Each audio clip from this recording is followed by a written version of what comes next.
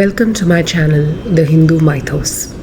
Through my channel, I want to present the 18 Hindu Puranas, which forms the bedrock of the Hindu religion and the major chunk of the Indian mythology. The Puranas comprise of extremely informative and interesting stories from ancient Indian civilization, which were passed down from one generation to the next orally and much later in the written format.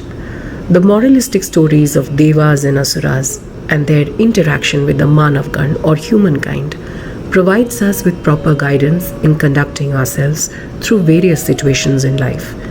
This channel has been born as an act of service to society. I strongly believe that knowledge should be free, especially spiritual knowledge. I have translated the chapters of the Puranas in my own words. In case you find any issues with the interpretation of the chapters, please feel free to write to me at puranas18@gmail.com. The link to my email ID is provided in the description below. In case you want to donate to the channel, the link to my account has also been provided in the description below. I hope to serve you the best way I can, and hopefully you will be a part of this journey with me in the years to come.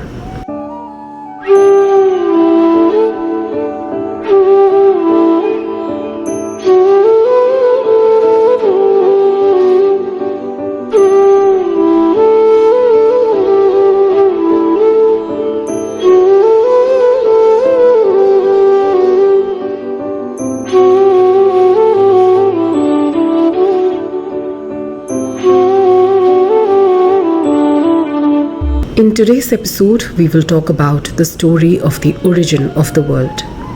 This is the first chapter of the Brahma Puran. Once upon a time, there was a beautiful forest called Naimisharanya.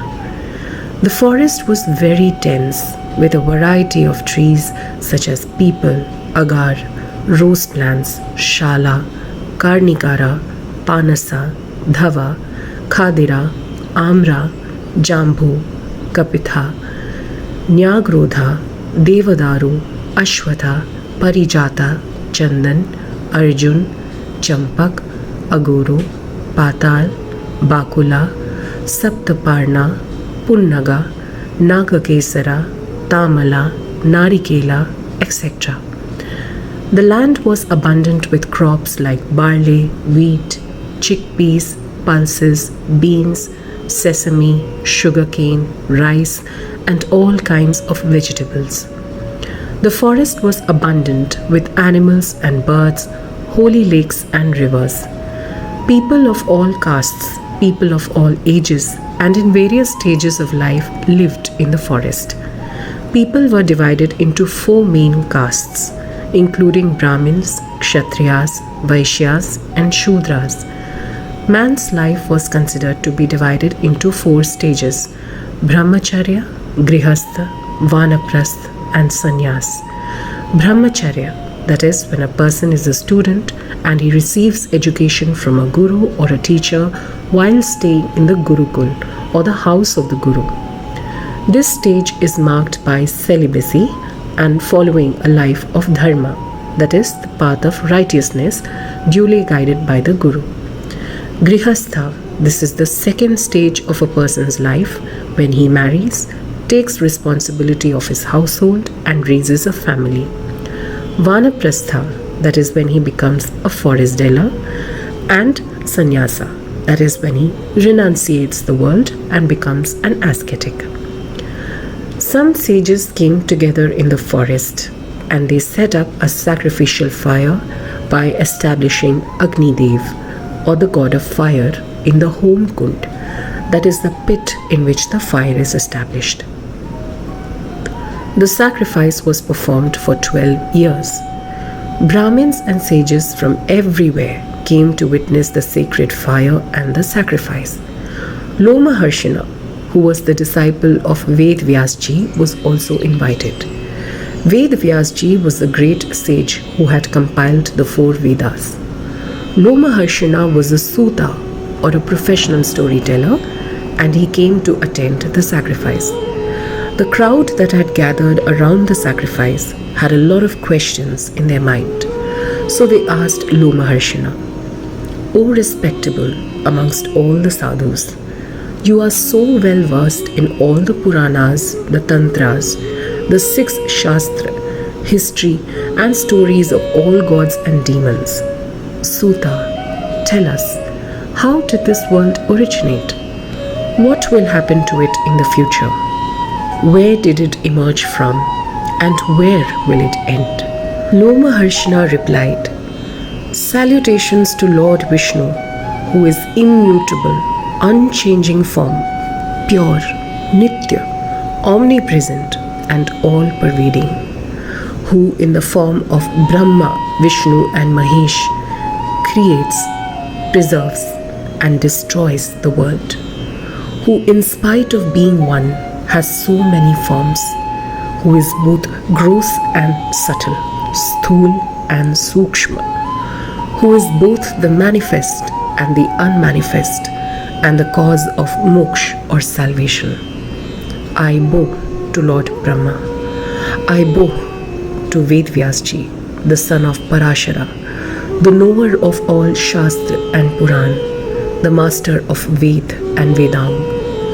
Now let me tell you the story that was narrated by Lord Brahma when he was asked the same question by Daksh. Everything originated from Prakriti. Prakriti or nature is also called Pradhan. Purusha or the cosmic male along with Prakriti created this world. Consider Purusha to be Lord Brahma. He is the creator of all beings. He is Narayan. Prakriti gave birth to Mahatattva or the great principle. Ahankar or ego was born of Mahatattva. From Ahankar, the Sukshma Bhut or the finer elements were born. All living beings are made from the Sukshma Bhut. Lord Narayan is called Swayambhu, one who is born of himself. He desired to create the world. So with the help of Prakriti, he first created water.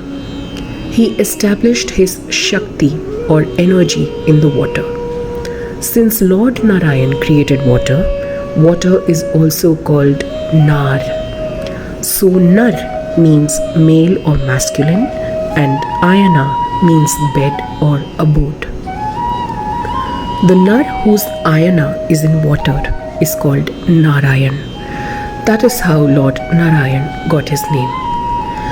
When Lord Narayan established his energy in the water, a huge golden egg appeared. Lord Brahma was born from this egg. Lord Brahma is also Swayambhu, or one who is born of his own. Lord Brahma stayed inside this egg for 1 year, after which he divided the egg into two parts, the Dyulok and the Bhulok, that is heaven and earth. The sky was placed between the heaven and earth. He stabilized the earth which was floating over the water. He created the 10 directions. Then he created time, consciousness, sound, love, anger and pleasure. From his mind, Brahma created 7 sages: Marichi, Atri, Angira, Pulastya, Pulaha, Kritu and Vashisht. In the Puranas, these 7 sages are known as the 7 Brahmas or the 7 sons of Brahma. After this, Brahma created Rudra from his fury.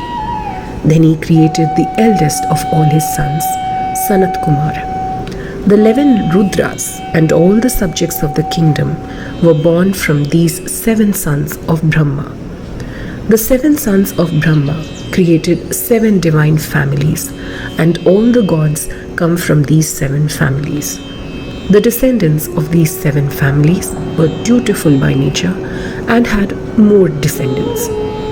After this, Lord Brahma created lightning, thunder, clouds, rainbows, birds, and Parjanya, the Lord of the clouds. For instructions on prayers and sacrifices, next he created the Rig Ved, Yajurva Ved, and Sam Ved. All living beings were born of the limbs of Lord Brahma. And even though Lord Brahma had created so many living and celestial beings, they were not multiplying by themselves. And so the Lord divided himself into two parts. Of one part was born a male, and from the other a female. The male part was called Manu. The female counterpart was Ayonija Shatrupa. Shatrupa gave birth to 3 sons, Veer, Priyavrat, and Uttanpad. Veer brought forth a beautiful daughter called Kamya. Kamya bore 4 sons from her womb, Samrat, Kukshi, Virat, and Prabhu. King Atri adopted Uttanpad. Uttanpad and his wife Sunrita had 4 sons, Dhruv, Kirtiman, Ayushman, and Vasu. Dhruv and his wife Shambhu gave birth to 2 sons, Shilisht and Bhavya. Shilisht and his wife Suchaya had 5 sons, Ripu, Ripunjaya, Veer, Vrikal, and Vriktej. Ripu and his wife Brihati had a son called Chakshu. Chakshu and his wife Pushkarni had a son called Chakshu Manu. Chakshu Manu and his wife Nadvala had 10 sons, Kuts, Puru, Shadyuman, Tapasvi, Satyavak, Kavi, Agnishtut, Atiratra, Sudyuman, and Abhimanyu. Puru and his wife Agreyi had 6 sons, Ang, Sumna, Swati, Kritu, Angira, and May. Ang and his wife Sunita had a son called Vain.